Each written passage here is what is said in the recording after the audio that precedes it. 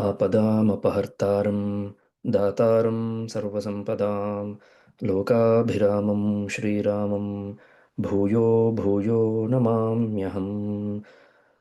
नमोऽस्तु रामाय सलक्ष्मणाय देव्यै च तस्यै जनकात्मजायै नमोऽस्तु रुद्रेन्द्रयमानिलेभ्यः नमोऽस्तु चन्द्रार्कमरुद्गणेभ्यः। धर्मात्मा सत्यसन्धश्च रामो दाशरथिर्यदि पौरुषे च प्रतिद्वन्द्वः शरैनं जहि रावणिम्। Welcome back to the continuation of the series on Ramayana uh, in relation with Ishvara to Swara. So, as we have done previously, it has been a journey of the qualities, the attributes that were listed down by Valmiki in his quest for the complete person or completeness, or the quest of Valmiki's completeness led us to Ramayana. If it was not for Valmiki's quest of completeness or Purnata, then we would not have had Ramakatha in the form of Ramayana. See, most of the times we don't understand, or we rather underplay the value of the author, that is Valmiki. Valmiki's Ramayana has for a very long time served to be one of the prominent uh, base for many things. Not only the literary base. It's not only that only poets and other people have derived ideas from Ramayana. There are many such things, whether we take art, dance, music, every single field has borrowed plenty from Ramayana. For somebody to present such kind of a work, or to write such kind of a work, to compose such kind of a work, is not an easy task. It is not something that can happen that easily, unless the author himself has the idea of that paripurnata. If there is no idea of paripurnata from the minute go, from the moment where the conceptualization has happened, it is impossible to see that idea of paripurnata present in the finished article. So if, for example, take for example a potter. If a potter doesn't have an idea of what type of pot he wants to create, so if that idea is not there, then it won't resonate, it won't reflect in the finished article. So whatever we see in the finished article was completely available in the potter's head. So similarly, what we see today as Ramayana, what we have been following as Ramayana, what has been passed down through the ages as Ramayana, it has it has got that stamp of Paripurnata by Valmiki. The author was seeking that Purnata. Seeking Purnata is again, is nothing short of being in the path of Vedanta, being closer towards Ishvara, because Ishvara is Purna. Ishvara is the only Paripurna thing. So when we say Ishvara and Swara, when we identify that, it's so beautiful. It happens to be in this format that Ishvara is that Omkara, is that Anahatanada, and Swara is the expansion of that Omkara. So similarly, if there is one idea of Purnata that we can capture, if I can realize what Paripurna means, then I can see Paripurna in every aspect, in every element, in every angle. So that is exactly what Valmiki has been doing.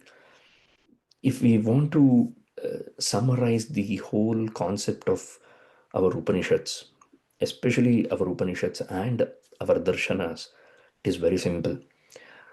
The concept of one in many and many in one, that is the pinnacle of our darshanas.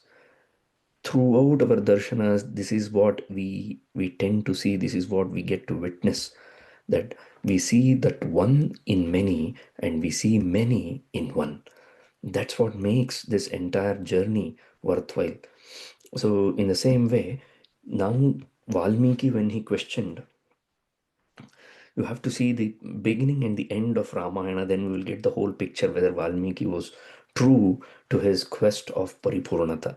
So Valmiki remained true to his quest of Paripurnata mainly because uh, he never deviated from that idea of Purnata. In the beginning, he presents us this idea of many in one. That is why he is asking, konvasmin sampratam loke, kaha. Kaha is a singular. In one person, he is trying to find many attributes like gunavan, viryavan, dharmagnya, and kritagnya. These are the four qualities that we have already analyzed, we have already discussed, we have already seen how all of them were present in Rama. And at the end, Ramo Rama iti prajanam abhavan kathaha Rama bhutan jagadidam Rame Rajyam Prashasati. When Rama was actually, eventually, when Rama ended up taking care of the kingdom, what happened to the public was Ramo Rama iti prajanam abhavan kathaha. It was all, every single vakya, every single conversation that happened between the people, it was all Rama Mayam, Sarvam Rama Mayam. So that is uh, many in one. Everything is Rama only. So that is many in one. So from the journey from one in many, from many in one to one in many, that is what Ramayana stands for. That is the significance of Ramayana. And that is exactly what the idea of Ishvara to Swara is as well. So whatever that Swara is, that Swarasthana is, that is eventually the expansion of that Omkara. And that if we can identify, if we can see that Omkara in all these Swaras, Omkara Panjara Shukim, Upanishad Udyana Keli, Kalakanthim, Agama Vipina Mayurim, Arya Mantar Vibhavaye Gaurim. One of the beautiful stotras where Bhagavati is actually praised like this. So there we see that Omkara Panjara Shukim. So that Omkara is the basis for everything. So from Omkara, it has emerged. All the Saptaswaras have emerged. That is, seeing that Omkara in many swaras. And when we finally, where should we land? Is that this is the journey of Ishvara to Swara. And by following the path of Swara, we will again end up in Ishvara. That is many in one. That is the whole thing. And very interestingly, just one more instance or one more example that I want to bring here is if we closely observe the 10th and 11th chapter of Bhagavad Gita, that is sufficient for us. Those two chapters must not be studied separately. Those two chapters should be studied together. Then we will get the idea of Yo Mam Pashyati Sarvatra Sarvancha Mai Pashyati. Even that idea has been presented, the idea that has been that I have been telling so far. Even that idea is present in Bhagavad Gita itself, where he mentions that Yo Mam Pashyati Sarvatra, he who can see Ishvara in everything, Sarvancha, and he who can see everything in Ishvara. That is the whole idea. So, in the 10th chapter, in the Vibhuti Yoga, he shows that one in many, yo mam pashyati sarvatra. So many instances, so many examples he gives.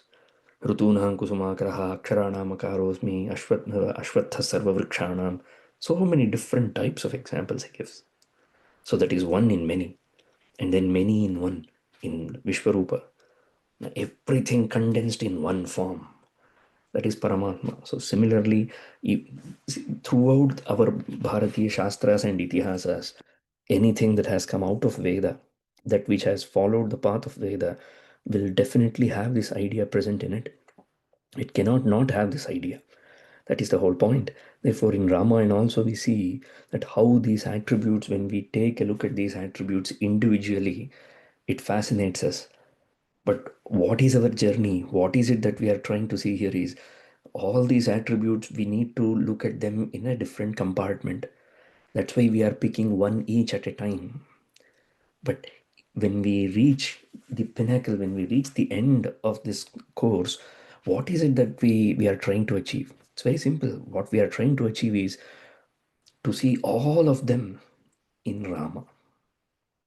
Now we are seeing these gunas very clearly or very vividly. And at the end, that is what we are saying. So this is the journey of Ishvara to Swara, Swara to Ishvara. It's a two-way path. So to have the ability to see that Omkara in every Swara and to see all the Swaras merging or converging in Omkara, that is the whole journey that we are trying to make. Anyway, in this process, just another platform, just another way of looking at or how should we connect to the theme. It's very important to connect to the theme. So if we are not in alignment with the theme, then we might not be able to bring the best of our work. So the best work of ours always depends on how much aligned we are to the idea of the theme. Therefore, the theme has to be understood. That is well laid out, I believe. Every week, I try to bring out one aspect of Ishvara to Swara, how it is connected, and it should not feel like Ishvara to Swara is on one side, Ramayana is on other side. It is not. It is basically it is not. So we need to identify it in this way. Now we move on to the next quality. So far we have seen how Rama is filled with Atma Gunas, Gunavan, and how he is Viryavan. He has the ability to protect himself. Rakshita swasya dharmasya, swajanasya rakshita, rakshita jivalokasya. That is how Rama was described. Not only was Rama capable enough to protect himself, Rama was capable to protect his own people. Forget about his own people. Rama was capable enough to protect the entire creation. In Sundarakanda, Hanuman says this in such a way that it is mesmerizing. And he says that Rama has the ability. You don't know what sort of ability Rama has while speaking to, especially to Ravana in front of his ministers and everybody. He mentions that uh, like you have no clue whatsoever, Ravana. You think that Rama is somebody who has followed his father's words and is lost in forest and has lost his wife. He is weak and meek. This is how you think about him. You are mistaken. He says that Sarvan Lokan Susamhritya Sabhutan Sacharacharan. Some people are bestowed with the ability to kill everything, to destroy everything. So in the first line, this is the idea that we get about Rama. Sarvan Lokan Susamhritya. Rama has the ability to destroy all the worlds if he makes up his mind. Not a single creature will be left behind. He has got that ability. Sarvan Bhutan Susamhritya.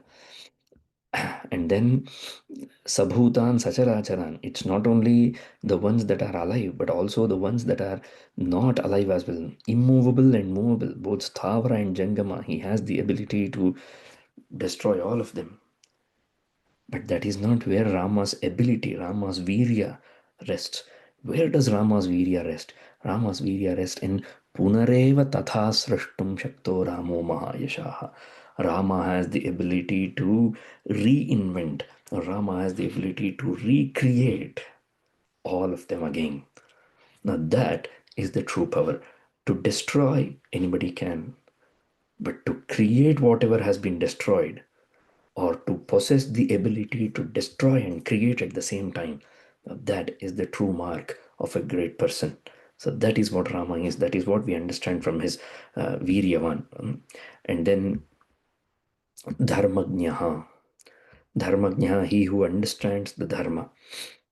So that we have seen, there are ample of examples of Dharma being displayed in Rama's life, in Rama's conduct, in Rama's behavior. We took the best one.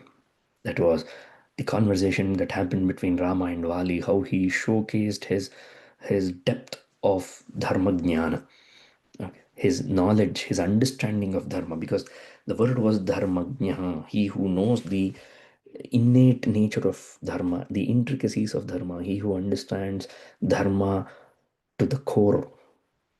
That was the incident that we saw. And then came Kritagnya, not to forget whatever little help that has been done to us, being grateful. And what level of gratefulness should we have? So to not forget that all of this experience that we are having, I'm able to see, I'm able to hear, I'm able to move, I'm able to walk, eat. So all these activities, why is it happening? It is all happening because there exists an Atma, there exists a consciousness, there exists a Paramatma. And if I am being grateful, if I have to remain grateful forever, then to whom shall I remain grateful at all times?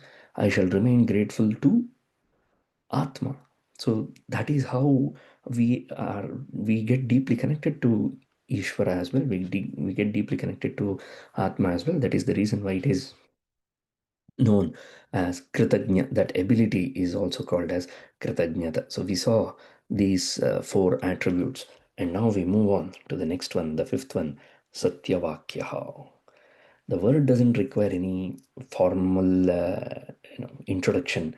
Satyavakyaha means Satyam Vakyam Yasya Saha. This is one way of, if you remember that famous seven vibhaktis that I had mentioned once in one of the classes. I don't know if the notes and everything has been quite well prepared or documented, but just to remind that it was in one of the lectures, initial lectures, I had mentioned that what is the meaning of Ramayana, how to split the word Ramayana. Ramaha ayanam Ramayanam, Ramam ayatiti Ramayanam. Like this in all vibhaktis we had seen. So similarly, when we hear the word Satyavakyaha, what we mean by that is Satyam Vakyam Yasya Saha, whose words are always Satya. He whose words are always true is called as Satyavakya, and Rama's words were always true. So it's not like Rama spoke the truth. Whatever Rama spoke was truth. They are two different things. They are completely different things.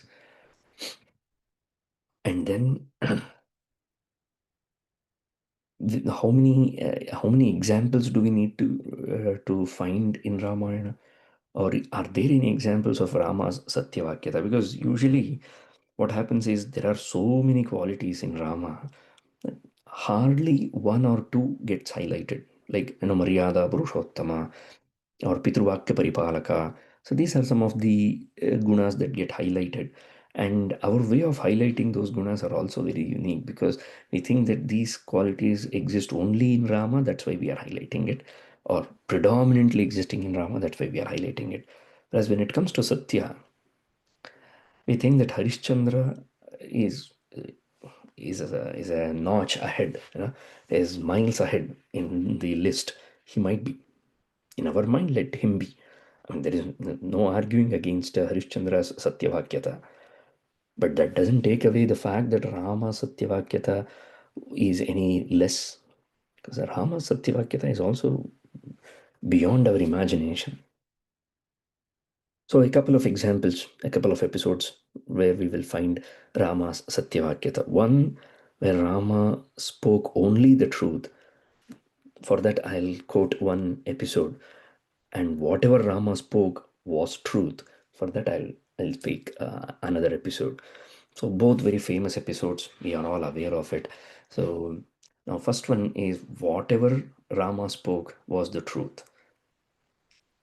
We come to the Ayodhya Kandam. So Rama is the designated heir to the throne, and he was called upon by Dasharatha himself in the evening.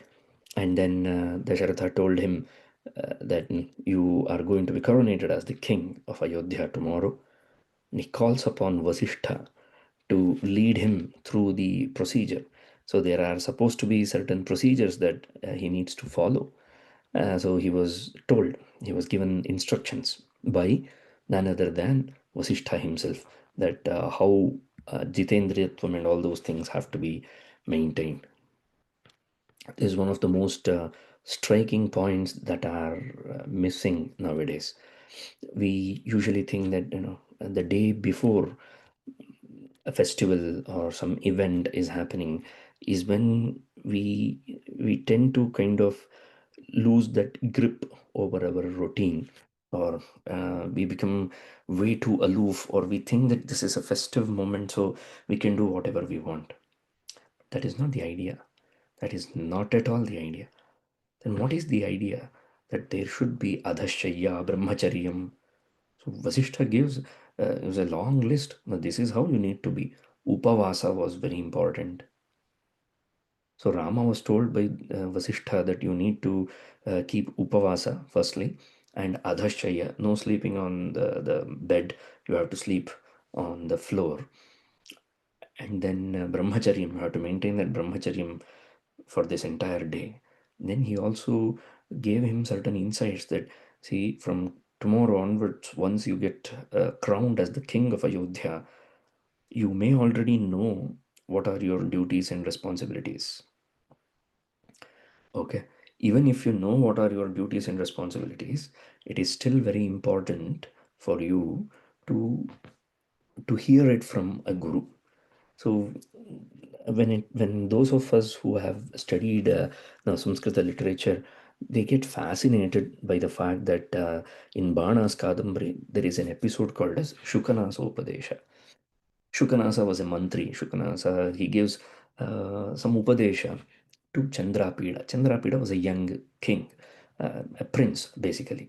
So he gives that upadesha to the prince, and people feel that, this is fabulous idea. That where do you think this idea is derived from? It is derived from Ramayana, where we find an old Vasishtha, the old guard of Ayodhya, the old guard of this Raghuvamsham, handing over the baton to Rama, and he speaks to him with such profundity, and at the same time without mincing his words. Just because he's the prince, he's the ladla of everybody, then you don't see any discount being given to anybody there. So very strictly he mentions all these things, and Rama was more than happy to follow all those vratas and all. So he keeps that vrata since that entire day. Then he goes to his mother, Kausalya, tells her that I have been asked by the king to take over the reins of Ayodhya. Kausalya was very happy. So she started donating things to. This is what people usually did back in those days. When they were happy, they used to donate. We donate now only to escape or only to escape income tax, or we will only donate if we have ETG or something like that. Otherwise, why would I donate something?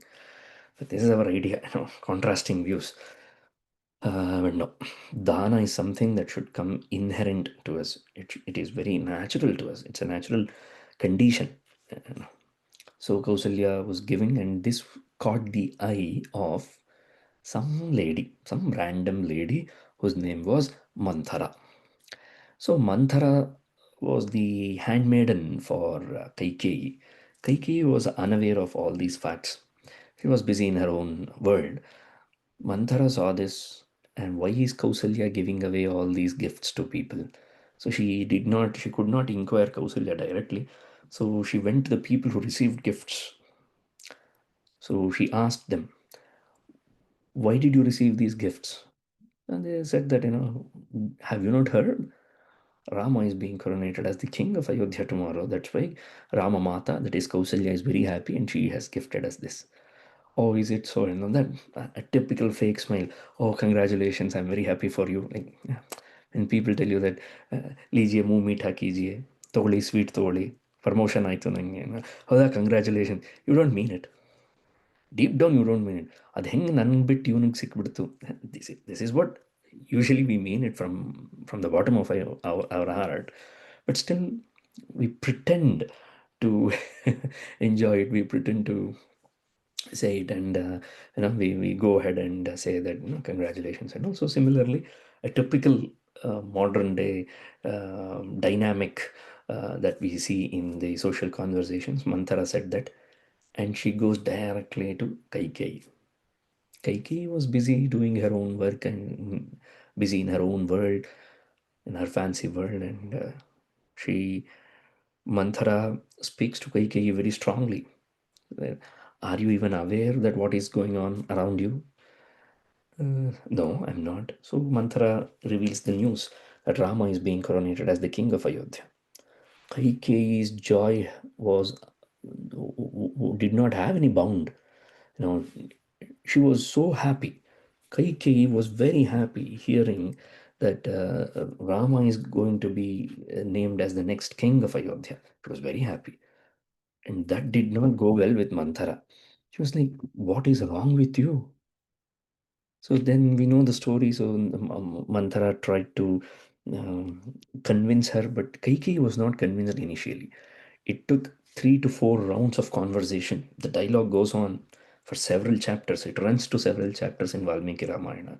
It is not like Manthara came and she said few words and Kaikeyi got convinced. No, no, no, no. That's not how it happens.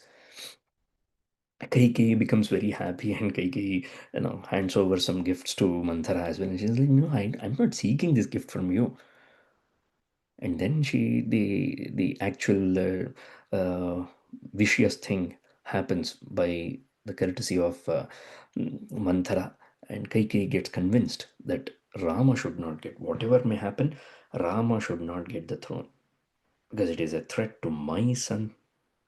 This is where Ahankara and Mamakara come. See, there are two ways that one can get stuck in this samsara. Okay. Arjuna's is a classical example of the first way. Aham etesham. He felt that I belong to them. Okay. And he might have displayed that mama ete. He might have displayed by saying that these are all my people. Okay. Uh, and then when it comes to Ramayana, here we see another classic example where Kaikeyi says that aham etesham. This is all mine. I am the one who is going to do or have a final say in this. How can Dasharatha take this decision? He has forgotten that he has given a word to me, and my son will be without anything at all. I don't want my son to be in as a second fiddle. So that's how it starts, and she goes and on, and she uh, chose a particular room, a dark room, and she closes herself. And Dasharatha, after finishing his duty, he came and he was in search of his beloved wife Kaikeyi, and Kaikeyi was nowhere to be found. And some maids told him that she is in the dark room. It was called as Kopagriham. That is the word that Valmiki uses. She was in Kopagriham, Kopagara or Kopagriham. He goes to her and asks what happened, and you should see what people do, or what I shouldn't say people, but mostly what men do when they are in love. Okay. uh, so he says that, is there anything that you wish? I'll get it done, because there is nothing that I seek more than your happiness. Okay. If there is anybody who deserves punishment, but you want them to be, like, freed from prison, I will do that. If there is anybody who has not done any mistake, but you want them to be imprisoned, I'll imprison them. This is classic example of breaking Rajadharma. He was even ready to break the Rajadharma, the golden rule of Dandaniti. He was ready to break that for the love of a woman. And he never knew that how this is what happens, ati sneha. When there is too much of sneha, um, this is what happens. He never realized that it is going to create so much of trouble to him. He couldn't take what was coming his way. So Kaikai finally said that, do you remember the three boons and all these things? And Dasharatha said, yeah, of course I remember. And this is the moment that I want to encash them. So the first thing is that, Rama should be sent to forest. Secondly, Bharata should be crowned as the king. Very simple things that she asked. He couldn't say yes. That was his problem. The problem that Dasharatha had was he couldn't uh, say yes. So he finally had to accept whatever Kaikeyi said, and all this was done. Then he was not still convinced on how to say it to Rama, how to break this news to Rama. And before that, he thought that he could convince Kaikeyi. He makes a list of all the great qualities that Rama has. You tell me, when has ever Rama misbehaved with you? When has he not followed your words? Nothing was going inside Kaikeyi's head now. It was all done. It was fixed for her. In her mind, it was fixed that Rama should not be the king and Bharata should be the king. That's all. So very hard negotiator, uh, Kaikei. We need such kind of people in diplomatic relationship with other countries nowadays, isn't it? So when we have such strong-headed diplomatic people, diplomats, maybe we will get many things done. So Kaikei was like that, and eventually uh, the the next morning came. So he tried for an entire night trying to convince her. She was nowhere to be convinced.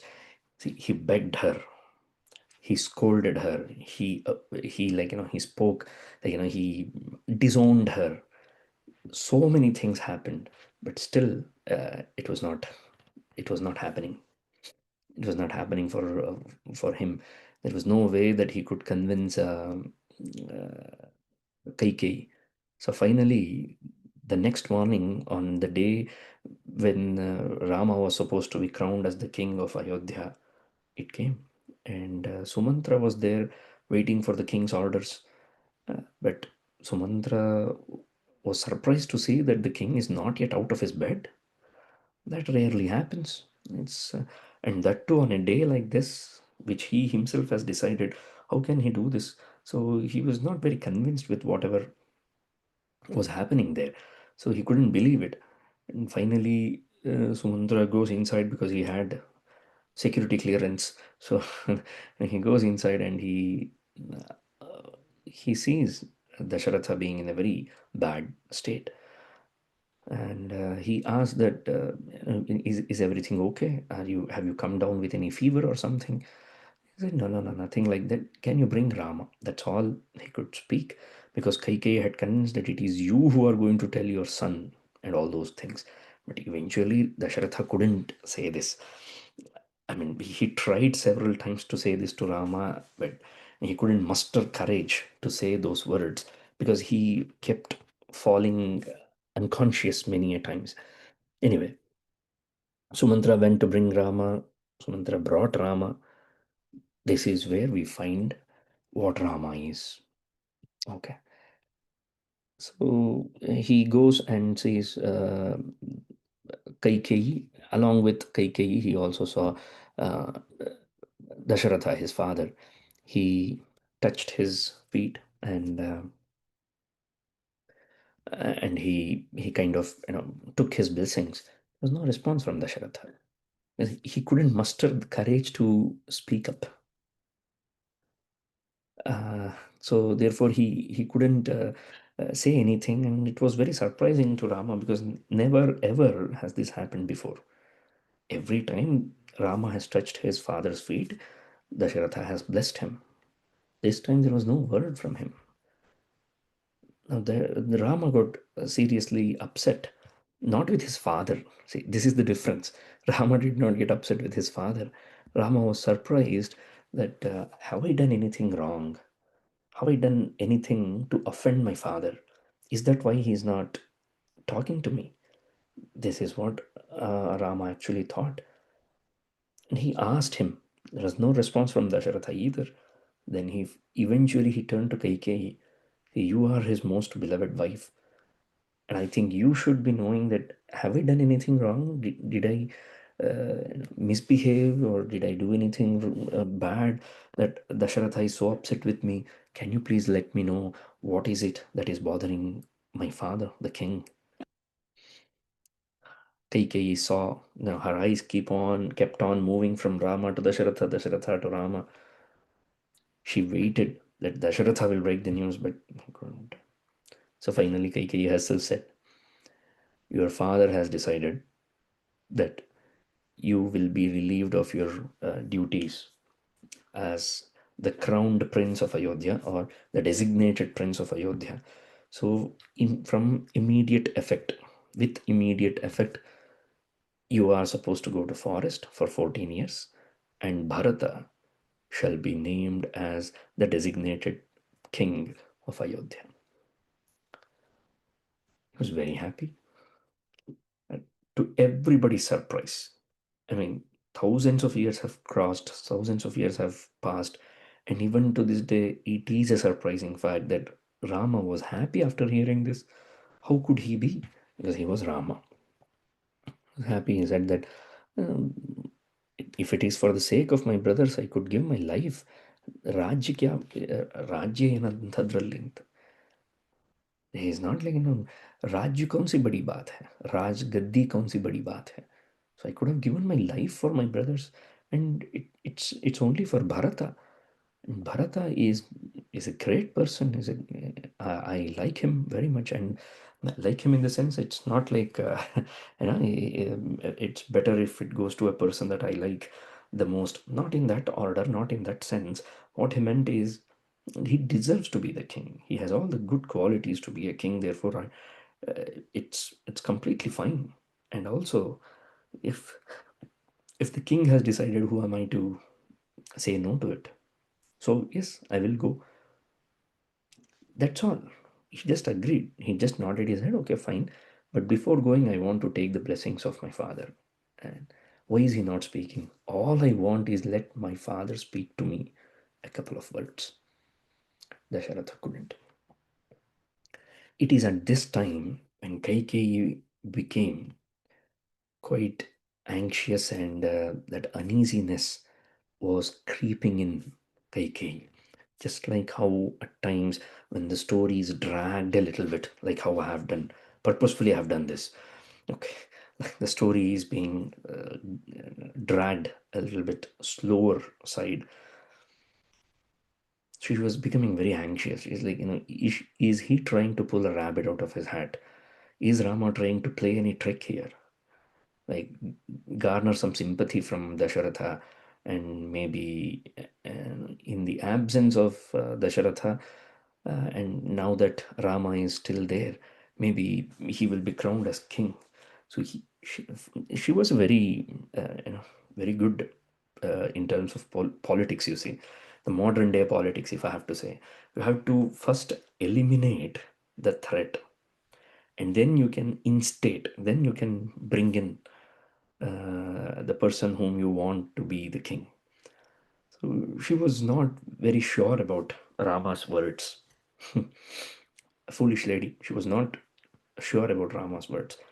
So she reminded Rama that when I told you that your father wanted you gone to forest for 14 years, he meant immediately.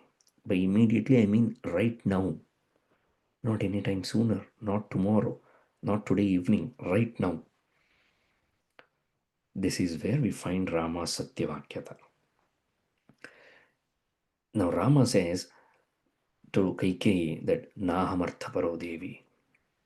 Kaikeyi, Tai, Mate, do not consider me to be a common man who is here only for the wealth. People are usually like that. They live their entire life for the only purpose of accumulating wealth. But Rama said to Kaikeyi that I am not like everybody. Okay. Nahamarthaparo Devi Lokamavastumutsahe. Then what am I? He says, Vidhimam Rishibhistulyam.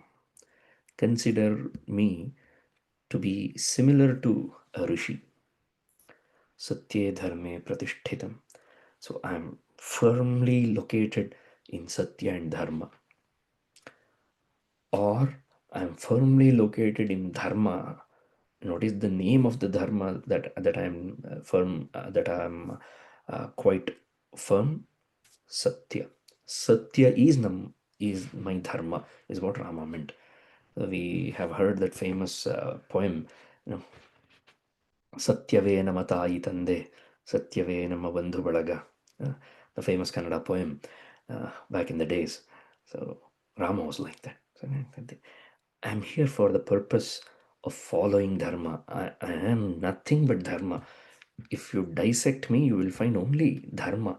And how can you even think that I'm not going to stay true to my words? Then he gave that famous line where he says that Ramo dvirnabhibhashate.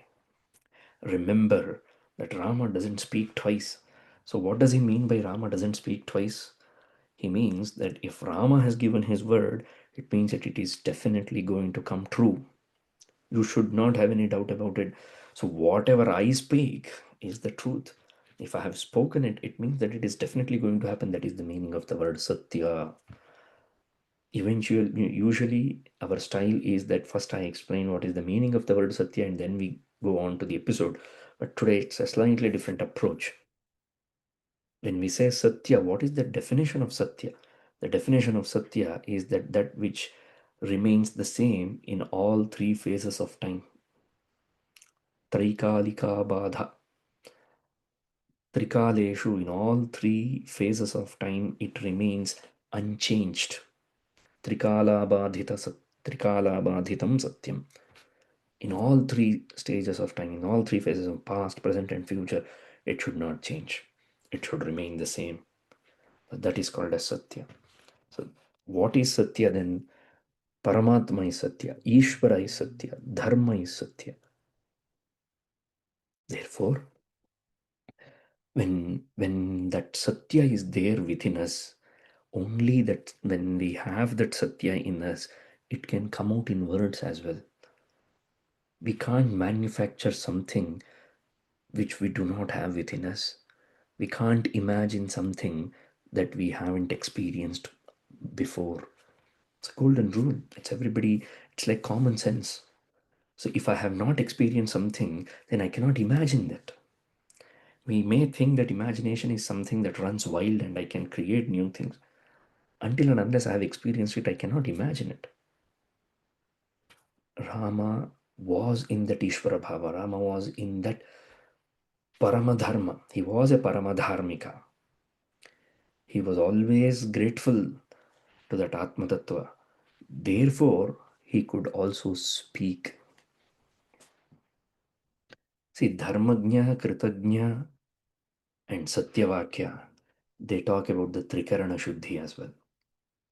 This is another idea that we need to identify in the series of questions that, in the series of qualities that have been mentioned by Valmiki to Narada. What are these Trikaranas? Shariram, that is Kaya, Vak, speech, and Manas, mind. Okay. We can understand Dharma. Dharma is something that is very innate. So it is only accessible by mind or beyond mind. By mind, we have to take all the Antahkarana Chatushtaya. So it is beyond mind. Therefore, it is only accessible by that. And Kritagnya is something that talks about the physical activity as well. Because it is Krita, Kritam. Okay. In Ardhanarishwara Stotram, Bhagavad-pada Adi brings out Kritasmarayai Vikritasmaraya. It's a word play as well, but at the same time he brings out the karunyam of both Parvati and Parameshwara, where he says that on one side Parameshwari or Bhagavati is Kritasmara. Kritasmara means Kritagnya, she who remembers, she who doesn't forget what is done. So Kritagnya or Kritasmarayai, that is in Chaturthi Vibhakti, Vikritasmaraya. Even if we have done hundreds of mistakes, thousands of mistakes, that is Vikrita, Vikrita Smaraya. He will forget all of them. He will never keep any sort of, revenge in his mind, that he will not keep an account that, that day you had done wrong. Those kind of attributes doesn't exist in Mahapurushas. Or even further, Paramatma doesn't have that kind of attribute.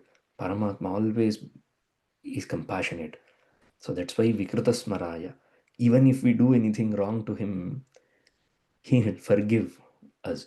If there is one person, if there is one thing that can forgive us, it is only Paramatma. No other Shakti can forgive us. Nobody else can forgive us. Only Paramatma can forgive us. Okay. That is what Rabindranath Tagore said, isn't it? To err is human, to forgive, divine. So to commit an error is very humane thing to do. Because every human being commits an error. But it takes divinity, huge amounts of divinity to forgive. Parameshwara was like that. So anyway, coming back to this, so we find these common traits as well. Whatever the designated God might be, whatever the designated divinity for the form of divinity might be for us, it will always have these attributes. If we keep on observing, we will see, we will witness. So here, that kritagnyata that we talked about in the previous session, that talks about the sharira as a karana, as a sadhana, as an instrument. So we use three instruments mainly: our body, our speech, and our mind. So I need to be clean in all these three. That is what Trikarana Shuddhi is. And when will I achieve that Manas Shuddhi? Only when I am deeply rooted in Dharma. That is why he is Dharmagnya. Because when the mind is muffled, or when the mind is not very clean or pure, no way that we can witness Dharma. It is impossible to witness Dharma with an impure mind. This is the reason why Bhagavad Pada Shankaracharya said that all the karma is done for what purpose? Chitta Shuddhi. This is what Chitta Shuddhi does. This is the exact reason why we do every activity for Chitta Shuddhi. Why? So that if Chitta is clean, if our Chitta is Shuddha, then it will reflect what I am. If Chitta is not Shuddha, then it will not reflect what I am. So the true nature, the original condition of me is only accessible, or becomes accessible to me only when I have a Shuddha Chitta. So basically, what does it mean? It means that it is something innate, it is Manasika. That is why Dharmagnya is related to Manasa, and Kritagnya is related to Sharira. It is related to Sharira because it is a physical activity that a physical act that must not be forgotten. And then finally comes speech, Satyavakyaha. So, what do we mean by Satya is the truth. The truth means what? As I said, Trikala Badhitam, that which is not perturbed, disturbed throughout any phase of time. That is called as Satya. And if that Satya is not innate in us, if I have not witnessed that Satya in me, only Parameshwara is Satya, no? Everything else is asatya, everything else is mithya. Brahma satyam, Jagan mithya, isn't it? So only Parameshwara is satya. Ishvara is satya, you see. In Kritagnyata also we linked it to Ishvara. Dharma is anyway linked to Ishvara. You see that even satya is linked to Ishvara. So if I am not Ishvara, or if I am not in that bhava of Ishvara, then I am no way my vakya is going to be satya vakya. I can only pretend to speak truth. See, we all pretend to speak the truth. Do you know who speaks the truth? A rishi speaks the truth because he has the darshana. Those who have the darshana of Ishvara can speak the truth. Or those who are in that Ishvara bhava, that is basically darshana, Atma darshana, Parameshwara darshana, only they can speak the truth. We, on the other hand, we can pretend. Pretend in the sense, if you are going to pretend, why don't you pretend in the right way? That's why we keep repeating all the Vedas, Upanishads, and all, so that eventually, when I have the experience, or these things will guide me towards getting that experience of what I am truly. So when Rama said that Ramo Dvirnabhibhashate, whatever he speaks is the truth. He cannot speak anything else apart from truth. That is what Rama is known for when he said Ramo Dvirnabhibhashate. And that is what beautifully has been brought out by Tyaga Brahma as well in one of his. This is one of my personal favorite kritis. I don't know. I don't remember if I have already mentioned this Kriti earlier in these classes or not. My memory is very weak, poor. Okay. It doesn't matter if I have to remind you again. The Kriti's name is Wakamata, Wakabanamu, Wakapatni Vratudu. That is what Rama is. So, Wakamata, Wakabanamu. Only once he needs to give his word. That's all. If he has given his word, he meant it in that way. And we are going to see that because he is only going to speak truth.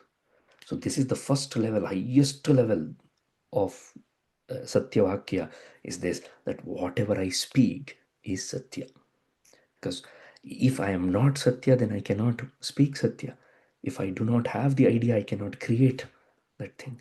So, in order to be a Satyavan, one needs to be Satya itself.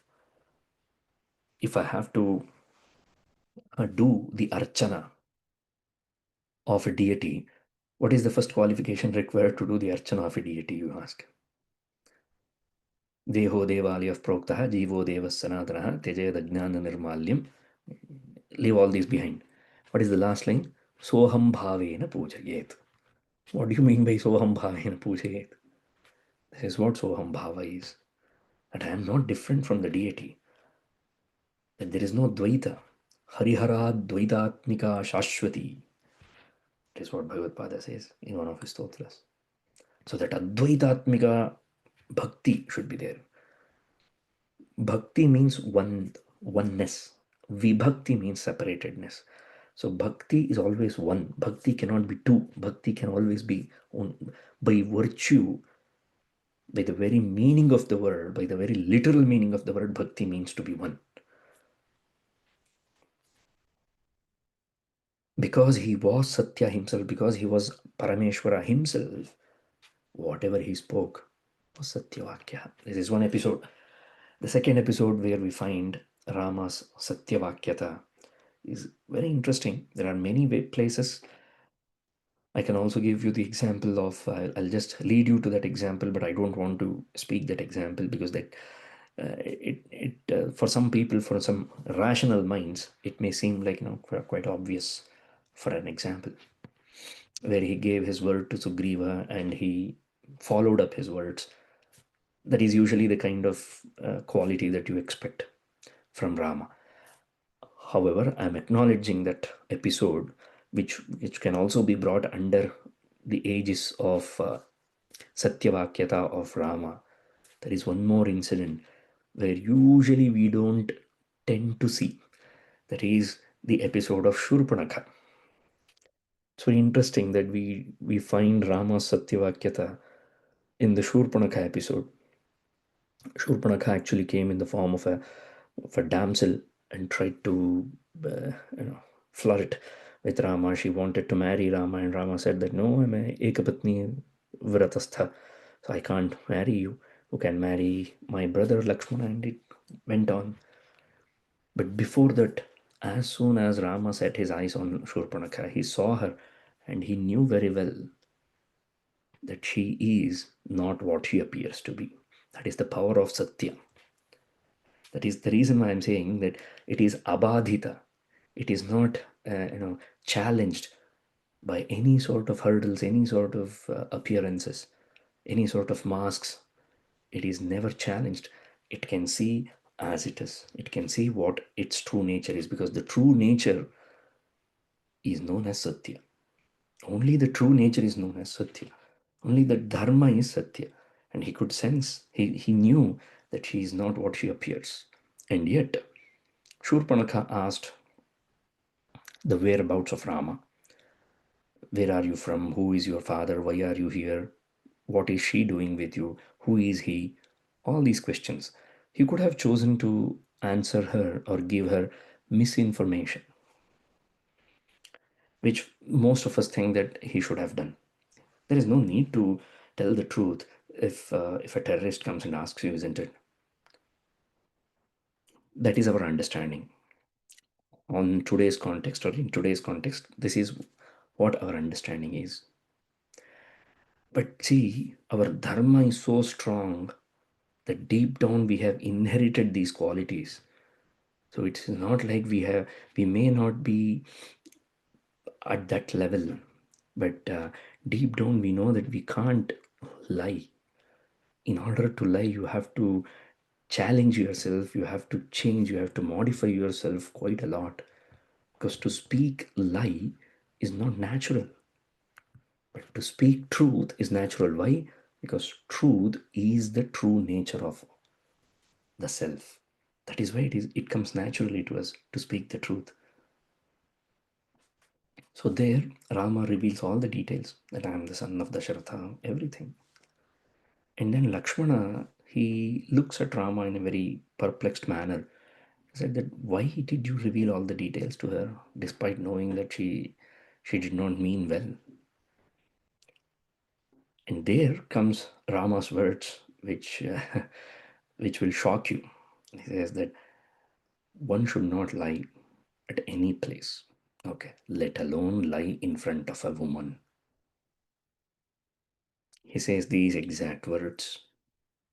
He says that one should never lie, especially to a woman. You should never lie to a woman. That is the level of understanding of Satyavakyata that Rama had, which is an adarsha for us, which is quite honestly a role model for us. Because the way we have understood or we try to interpret the concept of truth is completely different nowadays. We don't consider truth to be the fundamental thing anymore, but it should come back. It should become innate. It should become, once again, it should become the fundamental nature for all of us, like how Rama was.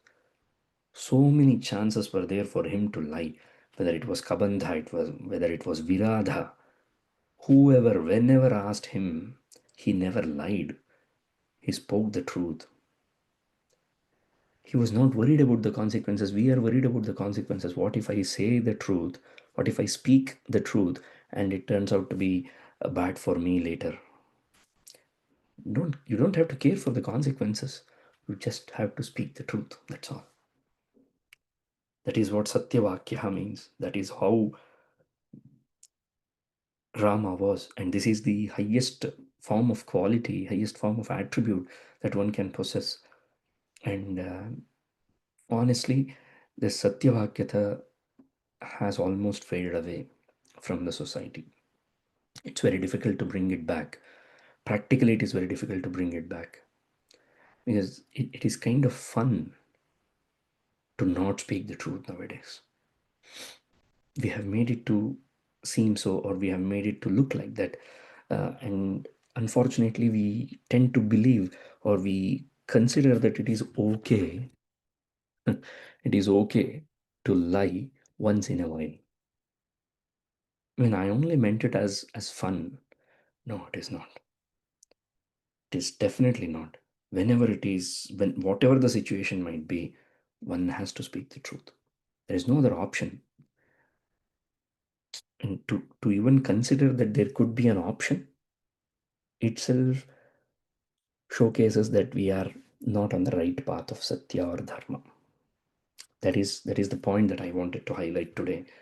How Satyavakyata is very important, and how Satyavakyata also means to be in alignment with Ishvara. You are closer to Ishvara only when you are truthful, because Ishvara is the truth. That is the statement. That is what you need to understand at the end of the day. So, Satya is Ishvara, Ishvara is Satya. And if I am speaking, then all I must do is speak the truth. So, if I speak the truth, then it means that I am speaking Ishvara, nothing else. So, I will eventually, by speaking truth, I will eventually land in Ishvara Bhava. So the swaras that I use, the tones that I use, the notes that I use, the sound, the various types of noises that I make, all of them has to be the truth. Only then it will lead me to Ishvara. It is the connection with Ishvara to Swara, with Satyavakyata, because it is always there. We just fail to identify it. And we need to identify that Satya is the eternal thing. Satya is the purest thing. Satya is Ishvara.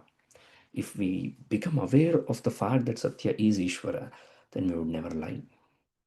Because we think that Satya is something that is a moral concept, and it is a societal obligation, a family obligation, a contextual obligation. We can give many rounds of many amounts of arguments can be presented, uh, and all these arguments will be presented only to feed our ego, that's all, or only to feed our ignorance, masked as innocence. It is not innocence, it is ignorance basically, but it will be sometimes masked as innocence. We think that can I find somewhere in the Shastra? People are sometimes hell bent, I tell you, to find out one incident where someone has lied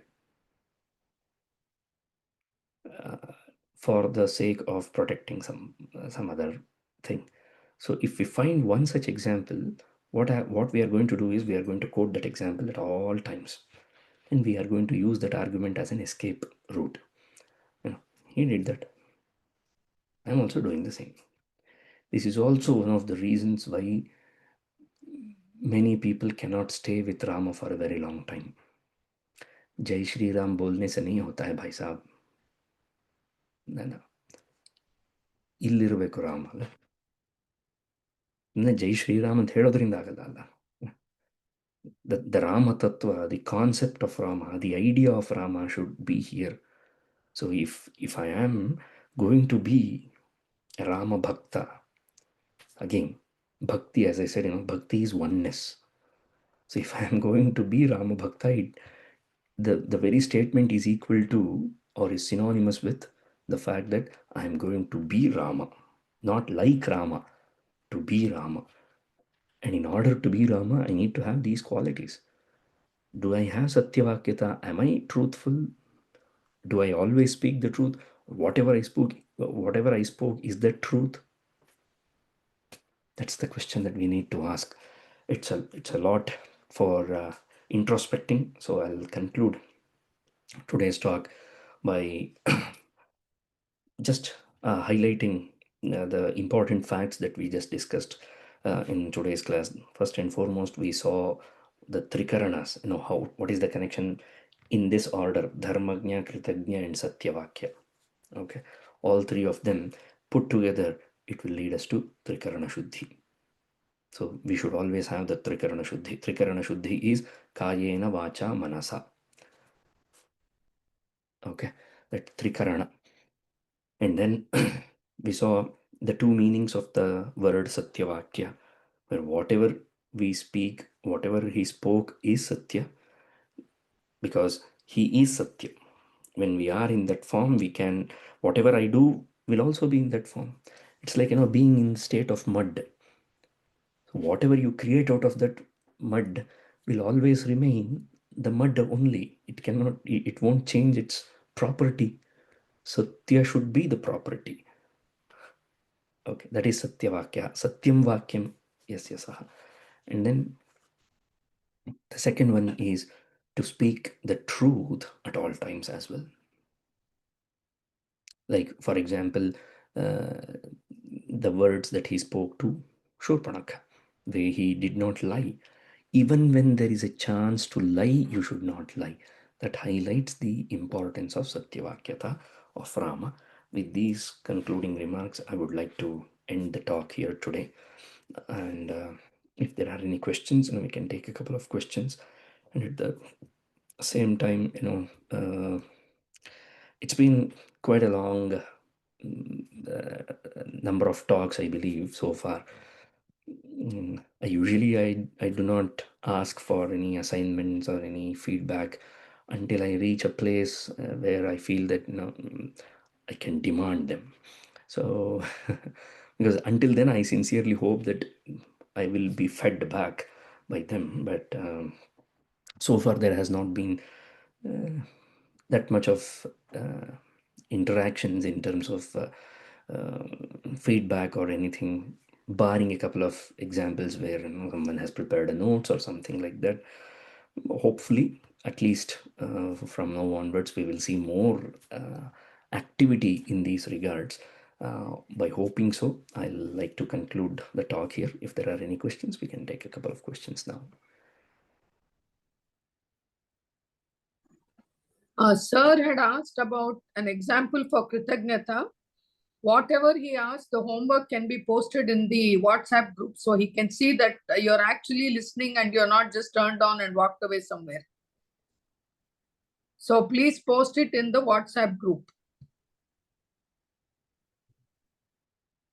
Sir, please give some homework again. I mean, at least ask some question which you know that they're answering in the WhatsApp group.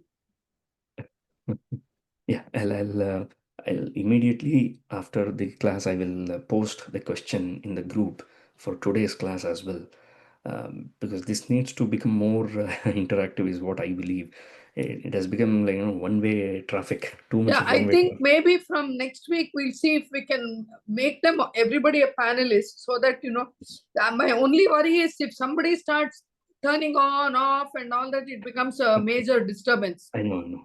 We have had that experience before. That's why we were very careful this time. Yeah.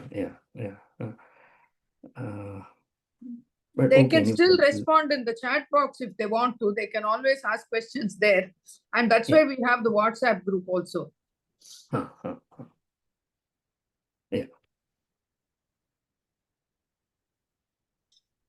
Okay, sir. I think we can end for the day then. Yeah. Okay then. Okay. You can end with the prayer, sir. Yeah. कायेन वाचा मनसेन्द्रियैर्वा बुद्ध्यात्मना वा प्रकृते स्वभावात् करोमि यद्यत् सकलं परस्मै नारायणायेति समर्पयामि.